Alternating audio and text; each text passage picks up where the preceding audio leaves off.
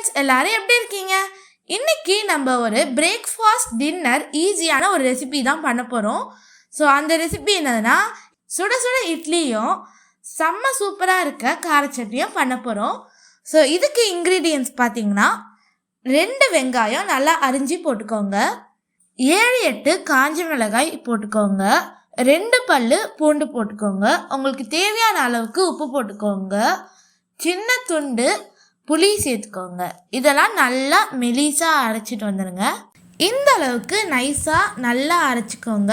ஒரு கடாய் நல்லா சூடானோடனே 2 ஸ்பூன் நல்லெண்ணெய் போட்டுக்கோங்க, 1 ஸ்பூன் கடுகு போட்டுக்கோங்க.